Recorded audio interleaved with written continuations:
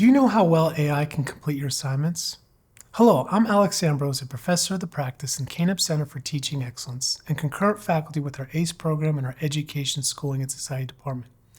In this first video of Practical AI Steps for Assessment, we'll take on this challenge of testing current AI tools on real assignments to uncover their strengths and weaknesses. Some of you may have already experimented with testing your assignments using generative AI in the past, while others may not have tried it yet. Regardless of your experience level, it's important to know that the AI tools are becoming smarter and more advanced every few months as new models are being released. So I encourage all of you to take a few minutes to watch this video and then test the current assignments for this semester using the latest AI technology. This exercise will help you understand the capabilities and limitations of AI, which can improve your assignments or your ability to detect patterns of students using AI. Okay, here are the steps. First, we're going to take an existing paper or project assignment from your course and use AI to complete it. We'll evaluate the AI's performance to understand its current capabilities and limitation in handling complex academic tasks.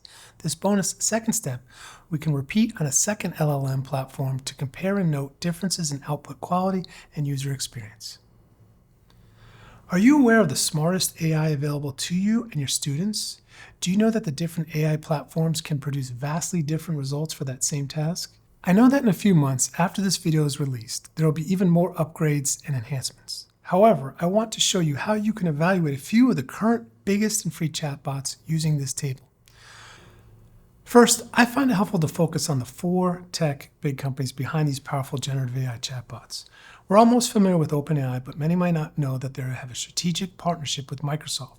Then there's Google, Meta, which is formerly known as Facebook, and lastly Anthropic, which is heavily funded by Amazon. When you look at these companies, you'll see the biggest players with the most resources, and these are the easiest ones to find. In this next column in the table is the LLM, or the large language model. Now this is the one that's constantly being updated every few months. Right now, OpenAI, in partnership with Microsoft, is using ChatGPT-4 for their premium users, while the free version still uses the 3.5.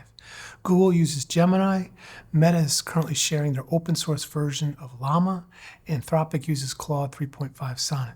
Across the 4th row, I've provided login links and noted the type of account needed to access the free versions. Many people don't realize that Microsoft Copilot gives you a limited number of ChatGPT-4 for free without paying the premium. If you use your non-ND personal Gmail, you can also access Google Gemini as well. Pause the video and pick out at least 2 of these chatbots you want to try out. Currently, my favorites right now are Gemini and Claude. Okay, let's switch over to a screencast and try this out. Feel free to pause at any point and follow along in another window. I'm going to provide 2 examples, one in the humanities and one in STEM. My first example comes with permission from one of our professors of history and global affairs, Ted Beatty, in his undergraduate World Economic History course. Here's the assignment. Let's go through it. He has the students choose a topic from the course. He asks them to look at 2 scholarly articles, not using book chapters. Then he's built in a 3rd step here where he has a preliminary assignment where they check in with him to let them know what the sources he's choosing, a summary of the topic he's looking at, and then the last step, the students will actually write that 5-page, no more than 1,500-word paper. So what we're going to do next is we're going to take that assignment and we're going to put it into Claude. Okay, in this prompt you have the role, acting as if you're a senior in college, the task, write a research paper, the context for a World Economic History course at a top 20 university. Step 1, I'll upload the assignment guidelines. Step 2, research and find 2 scholarly journal articles, no books, on the economic impact of the Black Death. And step 3, draft a 1,500-word paper addressing all the assignment requirements, incorporating the found articles using Chicago-style parenthetical citations. You can see I've uploaded the Microsoft Word document here with the citations, and we'll hit enter.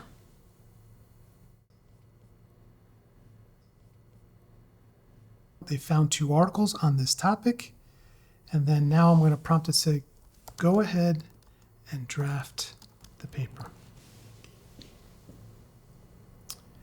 And here you have Claude outputting a 1,500-word response with the parenthetical citations and a bibliography at the end. Now that you have your output from Claude, I've provided a list of questions to help you evaluate the performance of the AI. The goal is to understand its capabilities and limitations, which can improve your assignment design and help you detect patterns of unacceptable or unsighted use of AI more effectively. Feel free to pause and review these questions. Key criteria include comprehension, critical thinking, creativity, and accuracy, among others. For this assignment and the Claude output we had, the professor and I discussed the importance of emphasizing the key human intelligence skills involved. Specifically, we focused on having the paper engage in a conversation between the two articles within the context of the class. He also realized the importance of his formative process checkpoint with that preliminary assignment. For more strategies, please see Professor Nathaniel Meyer's video on writing in generative AI. This next example is from our physics department. Professor Kevin Lannon shared this with me just after the release of ChatGPT 4.0, which provides limited free use and is much smarter than that previous ChatGPT 3.5. He gave me permission to share this eye-opening experiment. Let's take a look. The professor took a picture of this physics problem and uploaded it into ChatGPT 4.0 and simply prompted, "Can you answer this question?" You can see ChatGPT respond, "Sure, let's go through the solution step by step." Part A, and here you have AI going through, doing the computations with the explanations, and ultimately providing the correct answer. Professor Lannon went on to give ChatGPT 4.0 the whole first exam, and surprisingly, it scored a 91 out of 100 points. Most interestingly, the mistakes it made were really similar to the natural mistakes that students would make. This experiment was incredibly useful for the professor to understand how easily students could potentially circumvent the learning process and get too much assistance within homework practice, which could impact their performance during those proctored exams. As a result, the course team is now considering adding more formative quizzes to the course between the exams. These small checks before the exam will help ensure that students can solve these problems on their own without over-relying on AI for assistance at more frequent, low-stakes intervals. Today we explored how to test AI in your assignments to understand its capabilities and limitations. By evaluating AI tools, you can improve your assignment design and better maintain academic integrity. Remember, AI is constantly evolving. Keep testing and adapting to stay ahead. For next steps, try out those suggested chatbots, apply it to your assignments and use that evaluation criteria, and share and discuss these findings with your colleagues. Thank you for watching. Here you have my own AI transparency declaration and info on how to cite this presentation. Please see the link in the video description for the slides, resources, and examples mentioned in this video.